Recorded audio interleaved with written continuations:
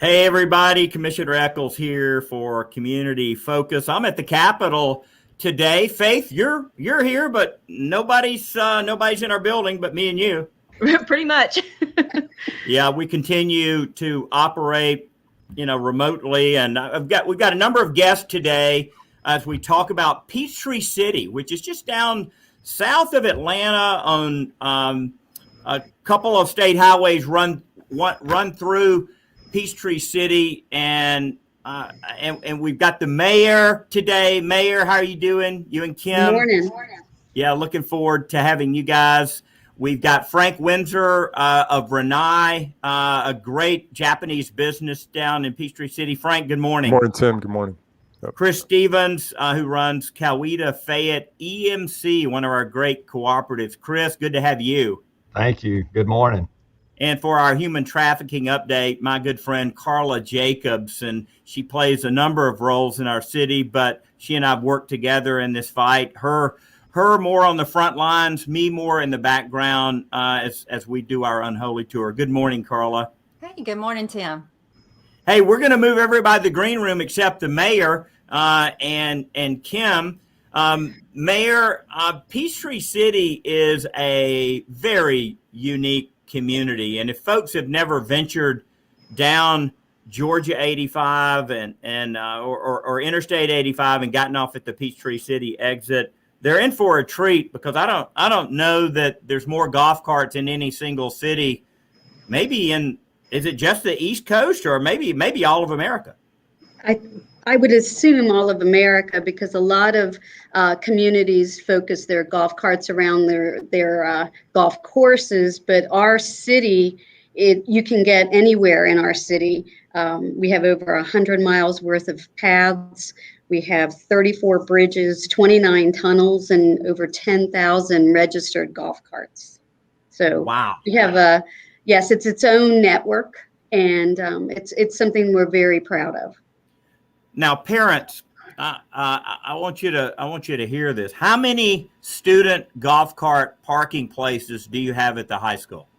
So at McIntosh High School, it's not unusual to drive by and see literally hundreds. I think they have over 500 parking places for sure, I would think. And the kids go in and they commute together, and it's just another way of easing them into driving, I think, because by their senior year, they're done with a golf cart and ready to move on to a car. So wow. That's sort of the way it works, but it's amazing. It gives kids freedom, but it also helps those that are older that don't feel good about being on the road. And so they'll use it to, especially during COVID, when they didn't feel, kind of pent in, they could go to the grocery store on their carts. They could go to drive-in banks. They could go to things that were open. So during COVID, we've done very well considering. Faith, my assistant Faith Henning here in our building today. Faith, you got any golf cart stories? I mean, you got brothers that drive all kind of things, airplanes and everything else. Have you Airplanes and fire trucks, but not golf carts. Yeah.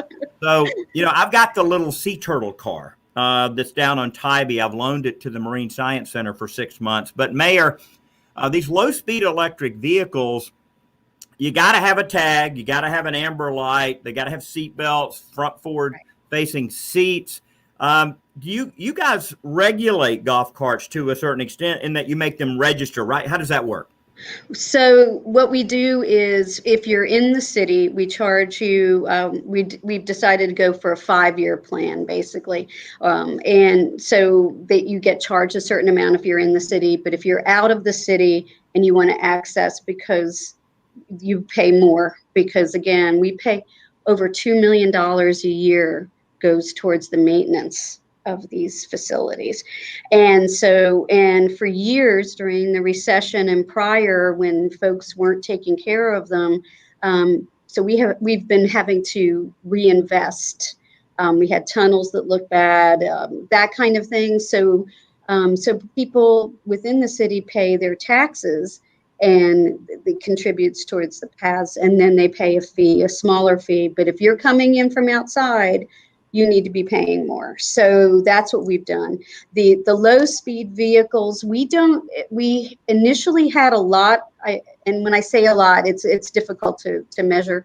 We had them when they first came out, but mostly now we don't see as many of those, and those get registered through the state, as you know, but we don't really have as many of those now. As the more the connectivity that our network has, it's not as necessary for people to be on the road, though they can still use the road. Yeah, well, Kim, we've got Kim Hughes with the Convention Yes. and Visitors Bureau. We'll let y'all switch on your mask. Kim, I know that that Peachtree City is a convention destination, and y'all have been growing that. What are maybe a couple things that are going on that folks need to know about Peachtree City? Well, I will tell you, we're talking about golf carts, and a lot of folks in the metro area don't know that we have no car dealerships. We have golf cart places, right? And so they actually rent. So we have so many folks now that are here, and they come down and they rent a cart, spend the day, drive around, and it's such a great community to do that.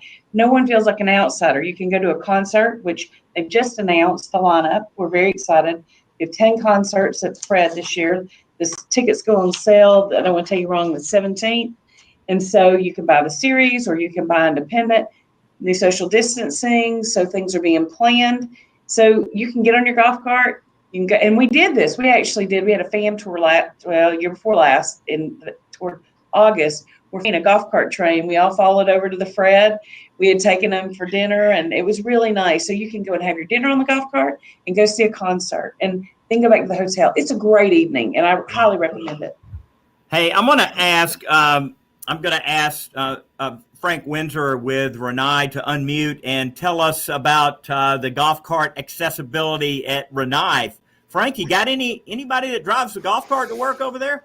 We have a couple that use the golf cart, but it's one of the things as we're recruiting and bringing people to our corporate headquarters. One of the great selling features that we have to offer is the city of Peachtree City. When our potential candidates come and see the lifestyle that they can live in Peachtree City, just south of Atlanta, it helps us seal the deal just about every time.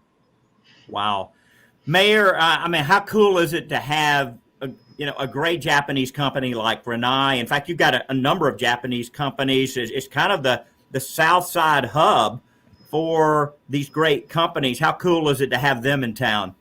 Oh, we're very blessed to have a series of them, but Renai, I'll tell you, they're right next to a golf course, and that golf course and golf is very popular in general, but with especially with the folks that work at Renai and TDK and Hosazaki but what's good about them is that they're also good city citizens as well. So if you call on them, in fact, our fountain out front of our city hall was actually donated by the Japanese companies that found a home here in Peachtree City, which is wonderful. So wow. Well, Mayor, thank you for being on Community Focus today. Kim, y'all keep up the great work down there, and I can't wait to get back down there. Maybe bring my little sea turtle car down there. To see it. And ride to the high school and maybe speak to the student council or something like that. That would be very nice. Thank you. Appreciate it. Thank you. Thanks a lot. Appreciate that. Hey, Frank, I want to talk with you just a quick second about Renai and what's going on there. You guys make tankless hot water heating systems and other things that folks don't know about, but these tankless systems have become really popular. And what is it about it that folks really like? Yeah, I think on number one, people want to have hot water. And what we provide through a tankless water heater is endless hot water. So if you have electricity and you have gas, you can use as much hot water as you want to. But the real feature to the tankless that's so important, especially when it comes to energy efficiency, is that we only make hot water when the person wants hot water. So as opposed to having a tank that is in your basement and it's constantly heating water 24 hours a day, a tankless only starts to generate hot water at the time of what the faucet's turned on. So that's really the big value proposition. There's substantial savings to the consumer when it comes to energy use. It has a much longer life, almost 2 times the life of a tank. And it's just a great product for people to use. Yep. When I went to Tokyo, one of the things that I noticed was Japanese efficiency. I mean, there were a number of things about the culture that I loved. I loved their commitment to precision, and the Japanese are so good at manufacturing very tiny things that require a great precision. The beauty and the Japanese love for symmetry, beauty, the cleanliness. You could almost eat off of those Tokyo streets. The fact that they would take their trash home in their backpack. I was just amazed at how committed they were to beauty. But Renai's a Japanese company. You guys make such a great contribution to Georgia. I mean, the values in your company, I know you're very proud of those.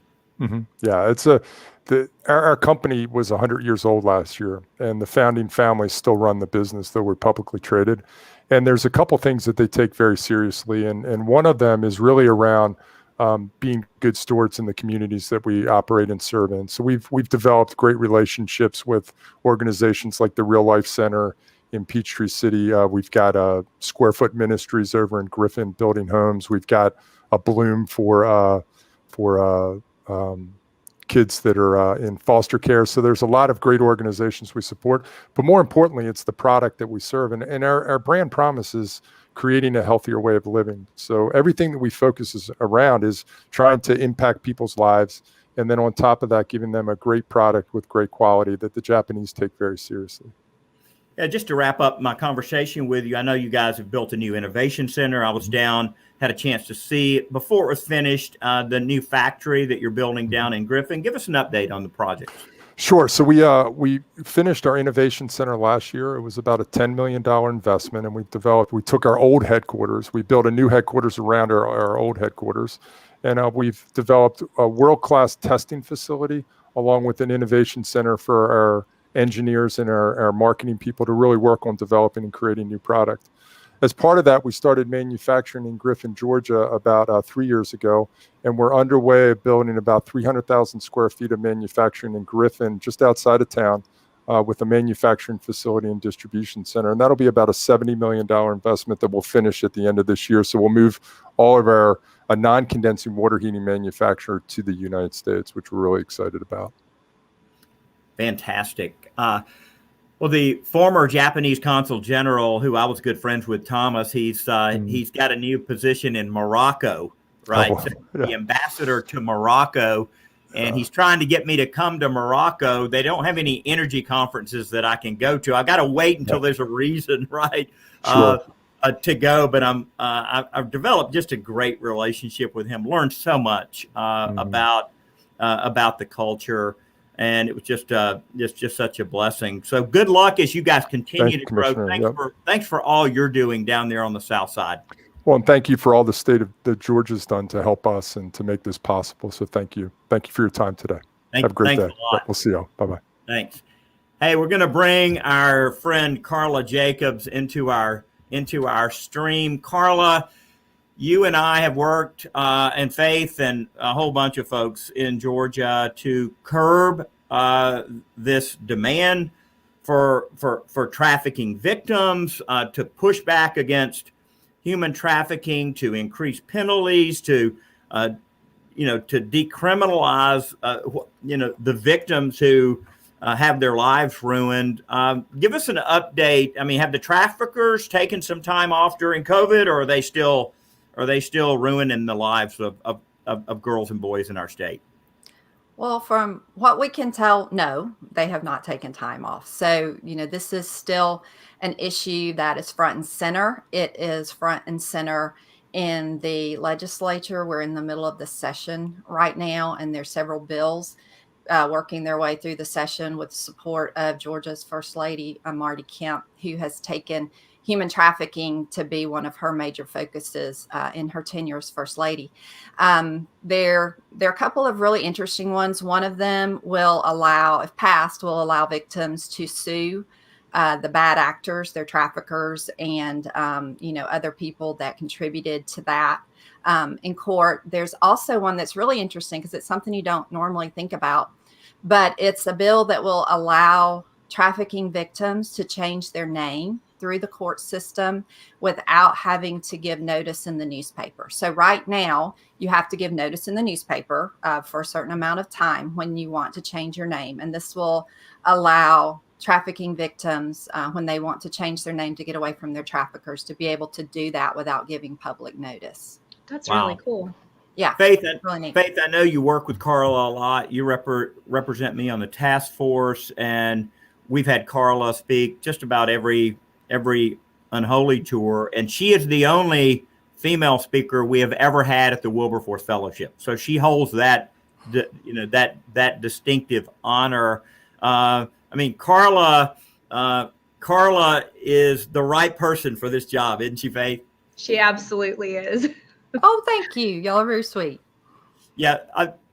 Karla, what can folks do if they want to help curb human trafficking out there? Is there something that the mom and dad sitting at home who may travel and stay in a motel or a hotel for vacation or traveling, or maybe they're going through the airport, or maybe they're walking through downtown. What can you do? Well, there are a lot of things that people can do. First of all, is to be aware of human trafficking and to kind of understand the issue, educate yourself. And there are lots of different resources out there to do that. A big thing that people can do that we don't normally think about when we're talking about preventing human trafficking is to prevent childhood sexual abuse, because we see about 80 to 90% of the victims in Georgia and really nationwide have a history of childhood sexual abuse. So if you're in a church situation or a youth serving organization, to make sure that you have procedures in place to prevent sexual abuse. I know my church uses safe sanctuaries, and all youth and children workers have to take that training once a year. With Boy Scouts and Girl Scouts, they're also training. So just to prevent the initial abuse from happening will help there be fewer girls and boys who are available to exploiters. Wow. And also know your mandated reporter procedures for different youth organizations where you work. Mm-hmm. Faith, we did that seminar at Georgia Power where we help utility workers kind of know what to look for if they're in a house and they see the telltale signs of something amiss. And that's a group that is going into homes, turning on, let's say, cable, or or messing with the fuse box, or turning on power, or lighting a pilot light. Because if a trafficker is renting a home and they're wanting it to be warm, in order to get the heat on, they have to have the gas employee come in. You don't light it remotely, and so that was a key employee that I wanted to make sure that AGL, that their folks, were aware of what's going on. Everybody has a role to play on this. Karla, that's a great point, because trafficking victims are going to present differently in different situations. So it's good for medical professionals to know the signs to look for in a medical exam, for teachers to know what they might see in their classroom. And it's great that we have lots of industry focused training that people can get. What Karla and I on our work group on the task force have been working on the last 3 or 4 years. Yes. Is hotel training, and training for hotel employees, both front of house and back of house, to recognize the signs of human trafficking and then how to report. It doesn't do any good for you to recognize what might be going on if you don't know what to do with that information.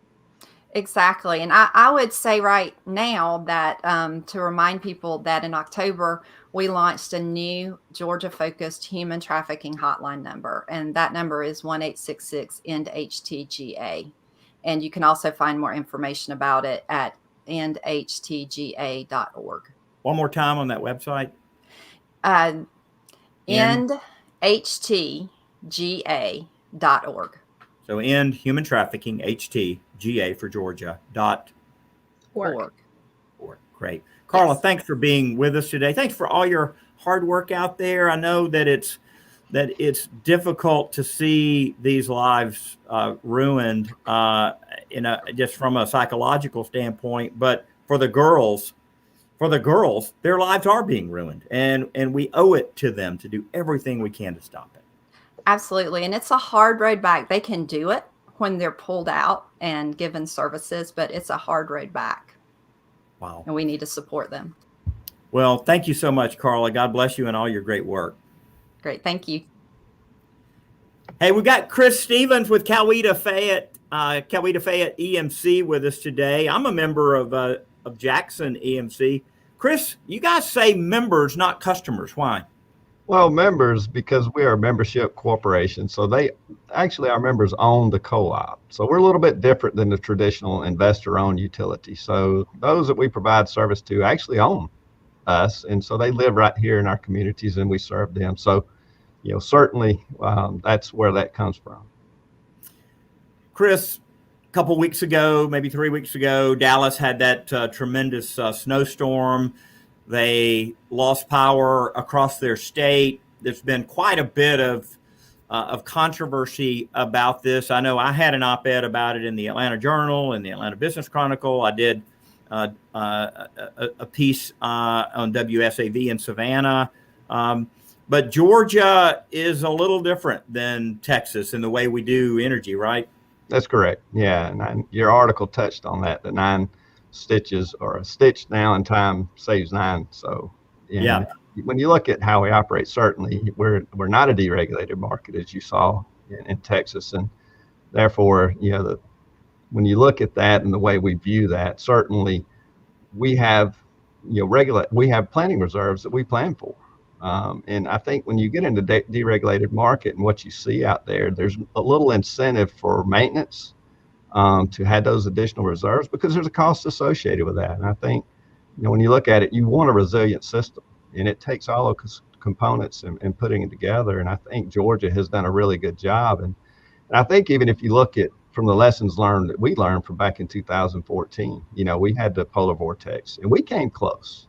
Well, we learned a lot from that, just as Texas did in 2011. But we responded and we took provisions and put measures in place to help prevent that type of event from happening here.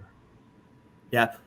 Tell our audience the extent of your territory, because EMCs have a specific territory, right? Yeah, we serve primarily Coweta and Fayette counties. We're located just south of Atlanta. Our office is here in Palmetto, Georgia, which is about 15 miles south of the airport. And Peachtree City is one of the areas of communities that we do serve. And an interesting story behind that is the gentleman by the name of Floyd Farr. I'm sure the folks from Peachtree City recognize that name. Floyd Farr was a banker in Tyrone, Georgia, who actually helped find and locate the land which became Peachtree City. Floyd Farr is the founding director for Coweta Fayette EMC, and he served on the board of Coweta Fayette EMC for 61 years. And you mentioned the 2 highways that go through Peachtree City.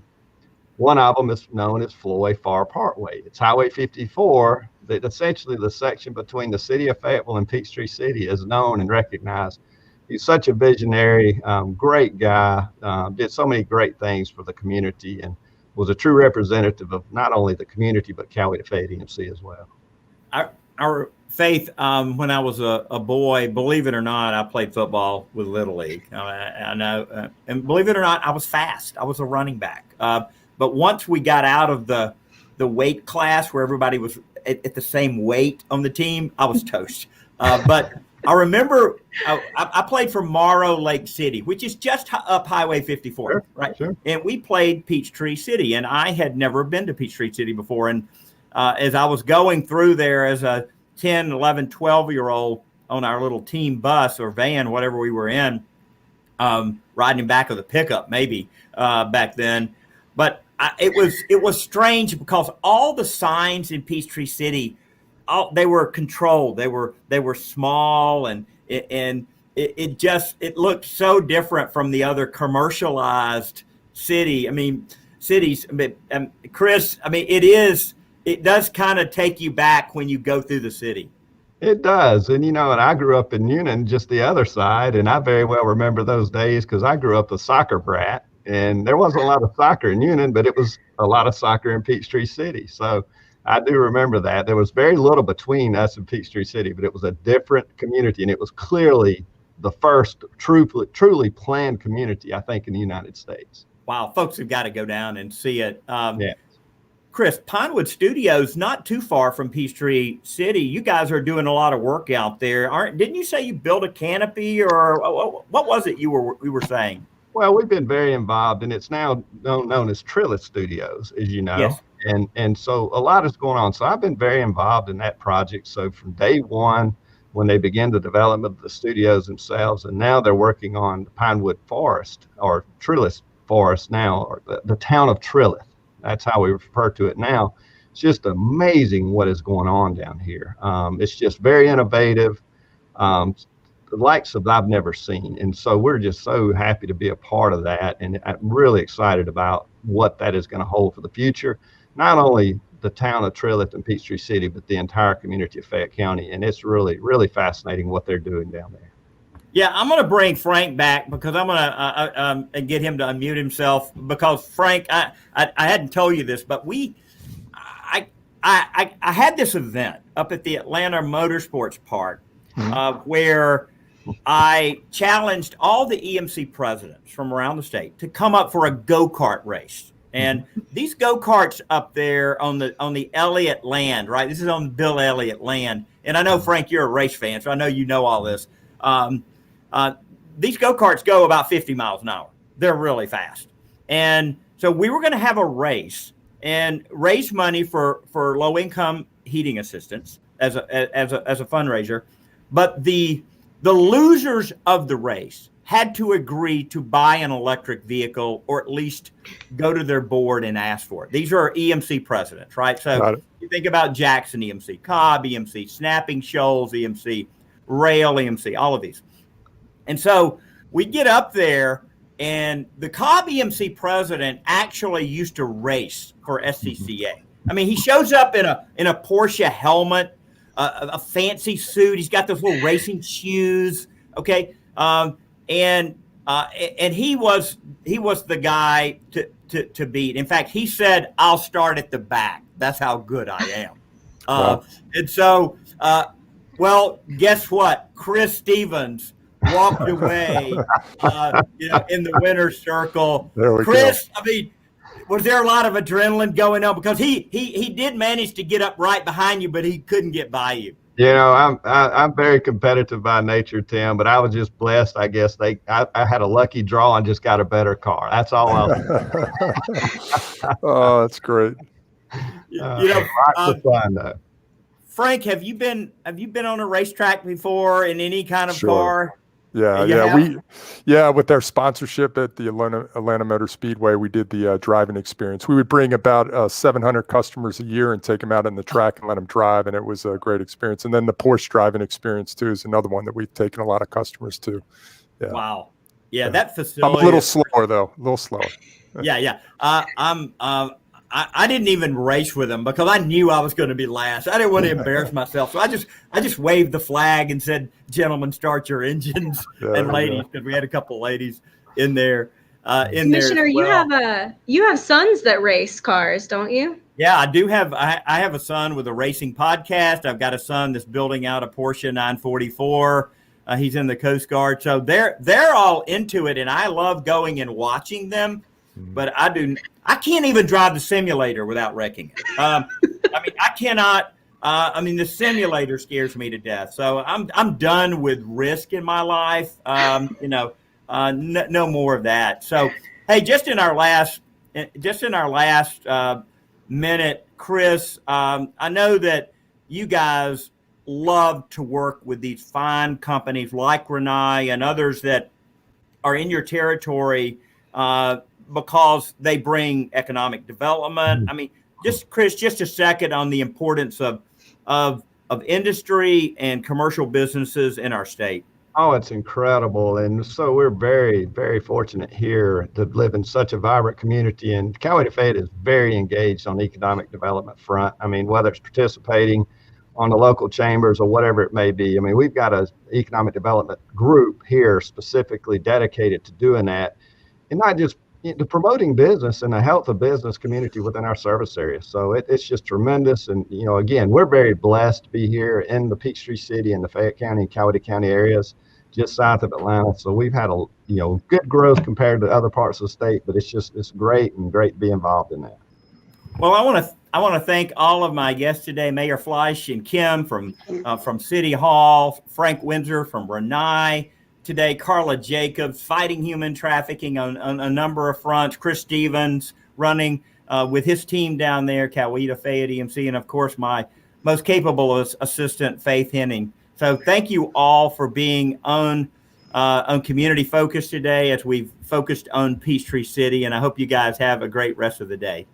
Thank you. Thank you. Thank you. Thank See y'all.